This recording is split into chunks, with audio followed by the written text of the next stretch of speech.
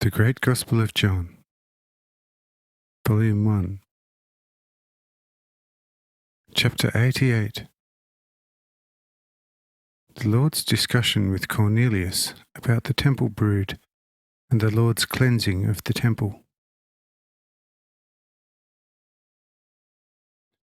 Says the chief commander, by the name of Cornelius, who was also a brother of the Emperor Augustus.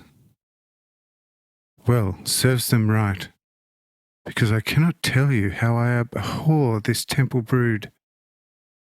I tell you, dearest and most exalted friend, the most evil of all evils on the entire earth is a Jewish temple cleric. Our quasi-Egyptian priests are bad, but occasionally they still display hallmarks of humanity. Not much is heard there about atrocities, whilst their business, with very few exceptions, is to exhort mankind to humanness and to martial chivalry. But these fellows are hypocrites through and through. Outwardly, they act as strictly and piously as if carrying bagfuls of living gods. Inwardly, however, they are too evil even for our lowermost mythical hell. Verily, if our three main mythical furies, before whose heinousness everything is supposed to turn to stone in terror, were to catch sight of such Jerusalemite temple churl, then they would themselves have to turn to diamond from trepidation.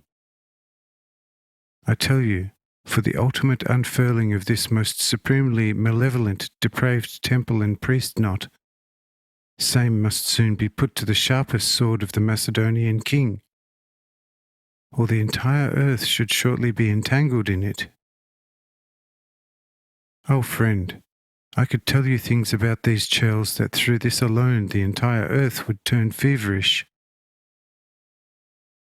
But let this suffice you for now. After you come over, we shall have much to discuss. Say I, oh, let be. I know this brood from the lowest root fibrils. But I have already selected a Macedonian king from your Roman race. To him shall be granted the hewing in twain with red-hot sword of this most solid knot. I, nevertheless, shall prior to this be doing everything possible towards the reformation of some of them. Says the chief, do not do it, because they shall know how to kill you, for as long as there is human mortality potential in you, even if you are a true son of God. For I tell you, not even a god is safe with them. Believe me, dearest young friend. Say I, let's leave that. What the Father wants shall be. It would take only one breath from my mouth, and they should be no more. But this is not the Father's will, and so we shall let them be for a while. Says the chief, if these churls should carry on for another 10 years, not many people should survive in Judea. If it was not for one moderate at their top, then soon after your most courageous cleansing of the temple of its vermin, there would already have been immense trouble. But a truly upright man by the name of Nicodemus knew how to make these churls, who are now nearly as numerous as the grass of the earth, keep their distance. It was really funny how with great cunning he was able to make it clear that this temple cleansing was permitted by God only so that his servants should acquire much gold, as it was precisely those merchants, money changers, and sellers of pigeons who never, apart from their small stalls fees, ever laid offerings into the temple offertories, even whilst being considered the wealthiest in all of Jerusalem.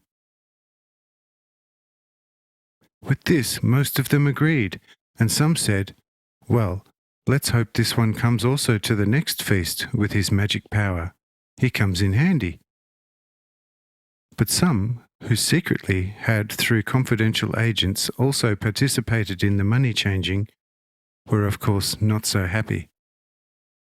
But notwithstanding this, I guarantee you that, upon a repeated cleansing at the next feast, not a hair shall be bent upon your head, since you had helped them to a considerable sum at the last one.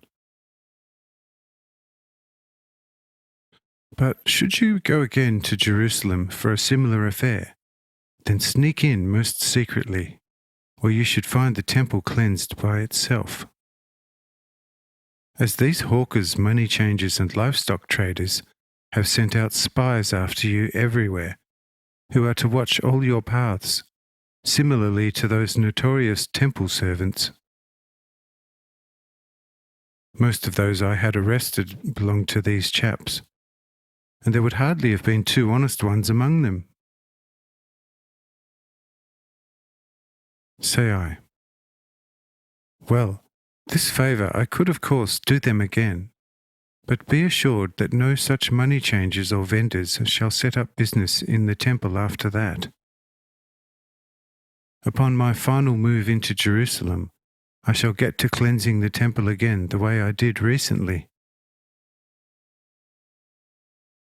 Following this assurance, a troop commander came to report the troop's readiness for march off to the chief.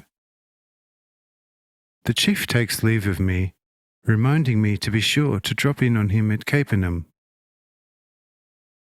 Thereafter, the host serves up a good morning meal, at which all take part.